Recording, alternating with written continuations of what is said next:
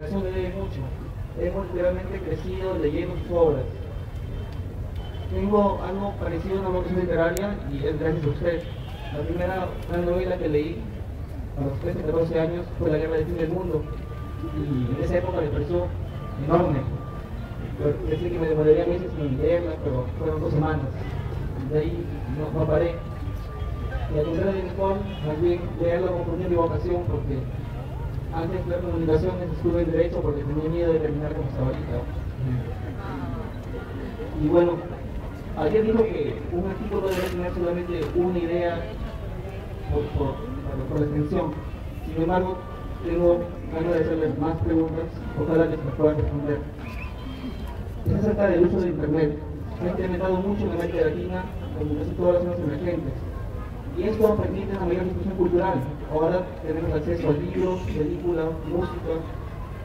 Sin embargo, a pesar de estas facilidades, no pareciera haber ese ejercicio intelectual que había en la época en que usted era joven, en los 60. ¿Qué opina al respecto? ¿Y qué opina como autor justamente de esa difusión? Ya que cualquiera podría traer un libro suyo sin necesidad de pagar.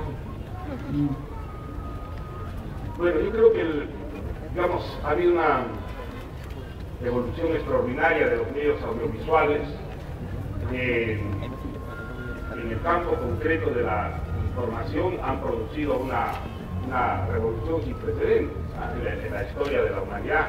Hoy día tenemos un acceso a la información que hace muy pocos años era todavía impensable, y eso tiene pues múltiples ventajas. Por una parte, creo que nos hace realmente a todos hoy día contemporáneos, algo que ocurre aquí en Trujillo inmediatamente es conocido de la misma manera en los 5 continentes, y eso crea unos denominadores comunes entre los distintos pueblos de la tierra que no han existido jamás.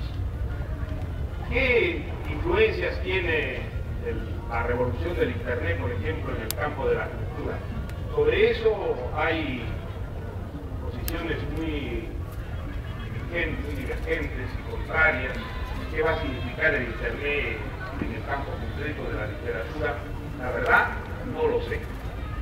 Hay quienes creen que el Internet va a significar el fin de la literatura, por lo menos el fin de la literatura asociada al libro, al papel, a lo que ha sido tradicionalmente el vehículo de expresión de la literatura. Que la literatura en el futuro va a ser fundamentalmente una literatura de pantalla. ¿Esa literatura será la misma que aquella que se escribía en los libros? Yo creo que no.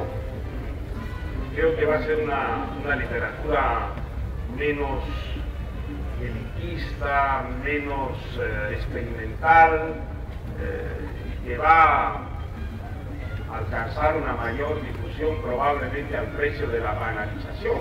Yo creo que hay una literatura que en función de la revolución audiovisual está alcanzando un público muchísimo mayor, pero al precio de la banalización y de la vulgarización. Esa es quizá una conclusión pesimista. Hay otras que son mucho menos pesimistas, y hay algunas que lo son todavía mucho más pesimistas que mi caso, que es por ejemplo el caso de un gran crítico literario como George Steiner. Él cree que la cultura del libro ha desaparecido y que el Internet no va a significar la popularización de la literatura, sino su desaparición. No va a desaparecer la escritura, ni muchísimo menos, pero él piensa que la escritura va a ser fundamentalmente un vehículo de comunicación y de información, y ya no de creación, y que la revolución audiovisual va a hacer que otros géneros surjan. Algunos se desarrollarán extraordinariamente, como la música, que él cree que va a ser el género creativo del futuro. No llego a creer que la literatura vaya a desaparecer. Creo que lo peor que podría ocurrir es que la literatura asociada al libro se refracte a un mundo clandestino, de catacumbas, pero eso quizá no sea del todo malo. Quizá la literatura de catacumbas, de gentes totalmente identificadas en contra de la corriente mayoritaria a favor de la literatura, quizá produzcan una literatura exquisita, refinada, de altísima calidad, que aunque sea minoritaria no será extremadamente minoritaria, porque las minorías literarias pueden ser de todas maneras unas minorías muy numerosas, ¿no? Gracias, Mario. Escuchamos ahora a Andrea, también tiene un interrogante para usted. Buenas noches. Mario, yo quiero decirle primero que su obra tiene un significado muy importante para mí, ya que como muchos jóvenes los que estamos presentes esta noche, hemos crecido leyendo sus novelas, y en mi caso me ha ayudado a encontrar mi vocación en la literatura. Recuerdo que todo comenzó en cuarto de primaria, cuando gané el pez en el agua en un concurso de ortografía. Y en secundaria, nuestro profesor de lenguaje, que es un gran admirador suyo, siempre nos dejaba conversar en el final una crítica de una novela suya. Así leímos Conversación en la Catedral, La Fiesta del Chivo y La Casa Verde. Bueno, y ahora, al estar frente a usted, al creador de todas estas maravillosas calidades, es verdaderamente un honor. Mi pregunta es sobre el medio ambiente y calidad de vida en el siglo XXI. El pasado 14 de enero falleció el reconocido filósofo noruego Ernest Mayr, el padre de la ecología profunda. Esta filosofía propone que el hombre esté al servicio de la naturaleza y los demás seres que la habitan, y no viceversa. Es una postura que ha sido muy cuestionada e incluso clasificada como radical dentro de las voces del ecologismo. En su artículo El ejemplo del puma, publicado en el diario El País en el 2005, usted se refiere a esta ecología como una utopía. Sin embargo, ve también en ella un potencial. Voy a citar un extracto del artículo. La indispensable defensa del medio ambiente debe ser armónica con el desarrollo de la ciencia y la técnica en la industria, gracias a las cuales el ser humano tiene hoy, pese a todo, una vida infinitamente mejor que la del hombre y la mujer de la época feudal. Desde su punto de vista como intelectual, ¿cómo se podría conciliar esta postura ecológica de la ES con el inminente progreso de la ciencia y la tecnología para el beneficio de la tierra y del hombre?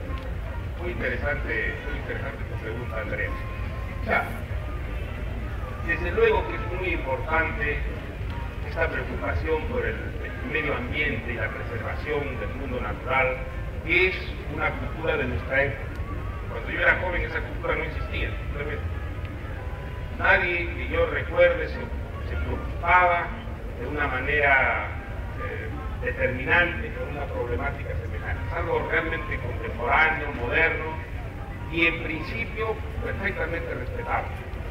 Si nosotros destruimos el medio ambiente, destruimos nuestro futuro, sobre eso pues no puede haber discusión.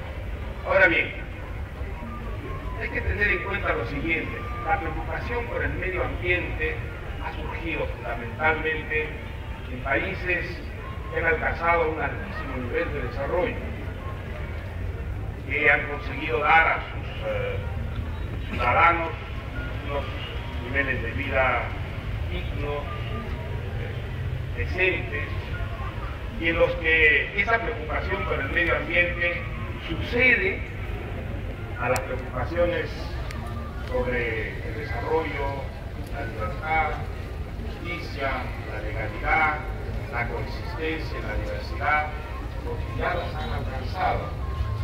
Entonces la preocupación por el medio ambiente ha generado, como ocurre cuando una ideología o un sistema de pensamiento nuevo conquista el derecho de ciudad, distintas manifestaciones, algunas de ellas extremas, dogmáticas y, me atrevería a decir, fanáticas, que encuentran una contradicción radical entre la tecnología, la modernidad industrial, tecnológica y científica y la conservación del medio ambiente. Y quisieran retrocedernos, ¿no? Quisieran acceder, sacrificando en buena parte lo que es la realidad industrial, la tecnología moderna, a un mundo utópico, a un mundo de identificación con la naturaleza, que tiene que ver mucho con una utopía que arrastra a la humanidad desde tiempos antiquísimos.